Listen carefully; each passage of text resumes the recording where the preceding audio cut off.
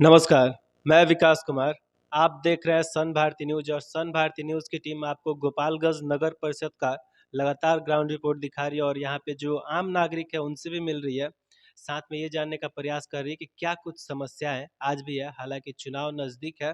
तो साथ में जो भी वर्तमान पार्षद है, प्रतिनिधि है, चेयरमैन, उप चेयरमैन, उन तमाम लोगों से मिल रही है और पिछले कार्यकाल को लेके कुछ सवाल के बारे में जानना चाह रही है कि क्या कुछ कार्य पिछले 5 वर्षों में हुए हैं, क्या कुछ कमियाँ आज भी नज़र आ रही है? तो इसी के क्रम में हमारे साथ मौजूद है जो गोपालगंज नगर परिषद के वर्तमान चेयरमैन पद पे विराजमान है, हरेंद्र चौधरी जी। तो सबसे पहले आइए हम आपको उनसे मिलवाते हैं। बहुत-बहुत स्वागत है सर आपका हमारे चैनल पे।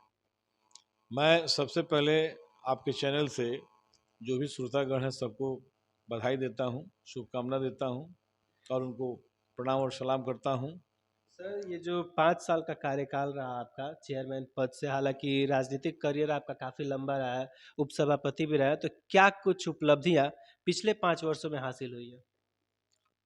देखिए, विगत कार्यकाल में मैं उपाध्यक्ष पद पे था। जी। ऐसे मेरा यह चौथा कार्यकाल है और इस कार्यकाल में मैं सभापति के पद पे हूं। तो कहने का मतलब है इस 5 सालों में हमारी पूरी टीम ने, जो मेरे माननीय पार्षदों की जो पूरी टीम है, जी। सबने मिलकर जो शहर की जो बुनियादी समस्याएं हैं, पथ की, जल निकासी की, उस पे हमने बहुत प्रयास किया है और काफ़ी हद तक शहर में जो अधिकांश योजनाएं हैं, कच्ची नालियों का, कच्ची गलियों को, सबको हम लोगों ने पक्कीकरण करने का काम किया है। आज मैं गारंटी के साथ कह सकता हूं कि पूरे शहर में आपको कोई इलाका ऐसा नहीं मिलेगा जो जल जल जमाव से ग्रसित हो। एक आध समस्या था भी तो उसका भी निदान हम लोगों ने निकाल लिया है। वहाँ नाला का निर्माण का काम चल रहा है। अब हमारे शहर में कोई ऐसा स्थान नहीं है जो जल जल समस्या के माने जल जमाव की समस्या से ग्रसित हो। तो सर हम आगे बात कर ले तो ये जो 5 वर्षों का सफ़र रहा इसमें काफ़ी उतार चढ़ाव है। कोरोना महामारी इसी में आया। तो जो 7 निश्चय योजना सरकार द्वारा चलाया गया वो किस हद तक सफल है? देखिए, कोरोना हम लोगों के लिए चुनौती भरा रहा। कोरोना कार्यकाल में हमारे जो माननीय पार्षदों की पूरी टीम थी, पूरी ईमानदारी के साथ हम लोग जनता के सेवा में निरंतर लगे रहे। वह दौर जो था काफ़ी भयावह और काफ़ी दुखद भरा रहा था। लेकिन जो भी संसाधन सरकार के द्वारा हम लोगों को मुहैया कराए गए थे, तो सरकारी संसाधन से भी और हम लोगों ने जनता के सहयोग से भी जनता की भलाई के लिए जनता के बीच काफ़ी ईमानदारी से हम लोगों ने काम किया और जनता की जो पीड़ा है उसको कम करने का काम किया है। अभी वर्तमान में कोरोना काल में सरकार ने विकास के लिए धनराशि की कुछ कमी कर दी थी, जिसकी वजह से कुछ विकास के काम प्रभावित हुए हैं। परंतु जो भी संसाधन सरकार की तरफ से हम लोग को उपलब्ध कराए गए हैं, उन संसाधनों का बेहतर प्रयोग करके शहर को स्वच्छ और सुंदर बनाने में हम लोगों ने पूरी ईमानदारी से काम किया है। जिसका नतीजा है कि आप पूरे शहर में भ्रमण कर लीजिए, कहीं भी कूड़ों का ढेर आपको नहीं दिखेगा। और मैं तो दावा करता हूं कि मैं संपूर्ण बिहार की तो बात नहीं करूंगा, क्योंकि संपूर्ण बिहार का मैंने भ्रमण नहीं किया है। लेकिन ये लोग भी चर्चा करते हैं, कोई बाहर से भी लोग आते हैं, तो पूरे उत्तर बिहार में इतना स्वच्छ और सुंदर शहर आपको कहीं नहीं मिलेगा। पूरे शहर में आप घूम आइए, हमारी गारंटी है कि कहीं भी आपको कूड़े का ढेर नहीं मिलेगा। नियमित रूप से झाड़ू और कूड़ों को उठाव यहाँ होता है। तो सर हम बात कर ले गोपालगंज नगर परिषद के ही बारे में, तो कुछ गलियां आज भी ऐसी है जहां पे आम नागरिकों का कहना है कि थोड़ा सा भी बारिश होने पे जल जमाव जैसी समस्याएं सामने आती है, नाला भर जाता है। तो क्या इस पे क्या कार्य कैसे चल रहा है? देखिए, हो सकता है अपवाद में कुछ गलियां ऐसी हों जहां बरसात काफ़ी मूसलाधार बारिश होता है। चूँकि गलियों की जो नालियां हैं वह घरों के पानी के निकासी के लिए बने हुए हैं और जब औसत से ज़्यादा पानी होंगे, लगातार पानी जब होगा, तो उसका जो डिस्चार्ज है नाले का क्षमता कम है, तो थोड़ा सा जल जमाव लगता होगा। लेकिन मेरा यह भी दावा है कि बरसात छूटते ही 10-15 मिनट में जो है पानी जो है नाले के माध्यम से निश्चित रूप से वो निकल जाता है।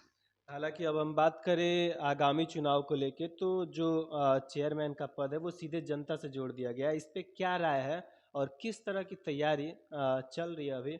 क्या मैनिफेस्टो रहेगा आने वाले समय में अगर जनता फिर से जो चेयरमैन का पद है वो आपके हाथों में देती है, तो क्या कुछ नया कार्य क्षेत्र में देखने के लिए मिलेगा? देखिए, सबसे पहली बात है कि चुनाव और प्रत्यक्ष तौर पे हो या जनता के माध्यम से हो, दोनों ही सरकार का निर्णय है और दोनों का ही हम लोग सम्मान करते हैं। और रहा जनता के द्वारा चुनाव करने की बात, तो मैं तो 20 साल से लगातार जनता के बीच में एक मजदूर की हैसियत से लोगों की सेवा कर रहा हूं। और सबसे बड़ी बात है कि समाज के सभी वर्गों का, जो समाज के सभी भी वर्ग हैं, गरीब अमीर, सबको, सबका सम्मान हम लोगों ने किया है। गरीबों तक जो भी सरकार की योजनाएं हैं, आवास की योजना हो या सामाजिक सुरक्षाओं की योजना हो, सभी योजनाओं से हम लोगों ने गरीबों को जोड़ने का काम किया है। और समाज के सभी वर्गों को हम लोगों ने सम्मान दिया है। अभी शहर के सौंदर्यीकरण के लिए स्थानीय आरआर चौक पे गोलंबर का निर्माण हो रहा है। वहाँ देश के पूर्व प्रधानमंत्री स्वर्गीय अटल बिहारी वाजपेयी जी की प्रतिमा वहाँ स्थापित किया जा रहा है। इसके साथ ही साथ स्थानीय प्रखंड कार्यालय के सामने वीर महाराणा प्रताप की प्रतिमा लगाई जा रही है। उसके साथ ही वीर अब्दुल हमीद चिल्ड्रन पार्क का निर्माण किया जा रहा है, जिसमें वीर अब्दुल हमीद की प्रतिमा लगाई जा रही है। और वैश्य समाज के शिरोमणि रहे भामा शाह, उनकी भी प्रतिमा हम लोग लगा रहे हैं। दलितों के उत्थान को लेकर जीवन पर्यंत संघर्ष करते रहने वाले बाबू जगजीवन बाबू की भी प्रतिमा जो है हम लोग स्थानीय लखपतिया चौक पे लगाने जा रहे हैं। कहने का मतलब है कि सबका साथ सबका विकास पहली प्राथमिकता है। सभी समाज को समुचित सम्मान देना। हमने सभी समाज को सम्मान दिया है, सभी समाज को लेकर चलने का काम किया है। और रहा भविष्य की योजनाओं की बात, तो हम वादा नहीं किए हैं, हम काम किए हैं, काम करते हैं, काम करते रहेंगे। और यह बात सही है कि कुछ कसक है, कुछ बड़ी योजनाएं हैं जिनमें हमारा जो स्थानीय राजेंद्र बस स्टैंड है, उसके लिए हम लोग जमीन जो है 5 एकड़ जमीन शहर से बाहर बाईपास के किनारे हम लोग ले रहे हैं और उसका निर्माण हम लोग कराएंगे। जमीन अधिग्रहण के लिए हम लोग जिला प्रशासन को पत्र हम लोगों ने भेजा है। और अफसोस इस बात का रहेगा कि इस कार्यकाल में उस बस स्टैंड का निर्माण हम नहीं करा पा रहे हैं। अगर जनता का आशीर्वाद मिलेगा तो जो भी बड़ी बड़ी योजनाएं हैं, बस स्टैंड का, नए बस स्टैंड का निर्माण, और जो हमारे शहर के बीचों बीच होकर जो गुजरने वाली जो नदी है उसका सौंदर्यीकरण, जैसी कुछ और बड़े चिल्ड्रन पार्क जगह के अभाव में नहीं बन पाए थे, इस बार ये कुछ योजनाएं जो हैं अवशेष रह जा रही हैं। आगे अगर हम बात कर ले तो जैसा कि ये चुनाव जनता से जुड़ चुका है, तो प्रत्याशियों का ढेर लगा हुआ है, सभी लोग जीत का दावा कर रहे हैं, तो क्या लग रहा है इस बार लड़ाई में कोई सामने दिख रहा है? देखिए, यह सेवा की बात है। मैं लगातार 20 साल से जनता की सेवा में लगा हुआ हूं। अब प्रत्याशी कौन लड़ रहा है इससे कोई मतलब नहीं है। जनता मालिक है। जनता का आशीर्वाद अगर मुझको मिलेगा तो मैं जनता की सेवा करता रहूँगा, इसमें कोई दो राय नहीं है। मैं आश्वस्त हूँ कि जनता का आशीर्वाद मुझे निश्चित रूप से मिलेगा।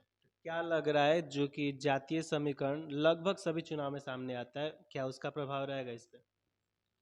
देखिए, ये शहरी चुनाव है और यहाँ के मतदाता काफ़ी जागरूक रहते हैं, काफ़ी शिक्षित होते हैं, इसलिए मैं समझता हूँ यह सब मुद्दे जो है हावी नहीं रहेंगे। विकासी मुद्दा रहेगा, कर्मठता मुद्दा रहेगा।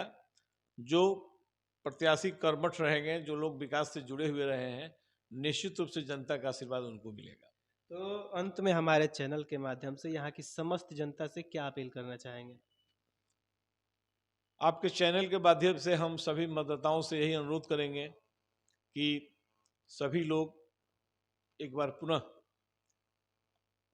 अपने बेटा और भाई समझकर मुझे आशीर्वाद दें, ताकि हर वर्ष की भांति मैं अगले साल भी चुनाव जीत के आऊं और जनता की सेवा में लगा रहूं। जो काम अधूरे रह गए हैं उन्हें अगले कार्यकाल में मैं पूरा कर सकूं।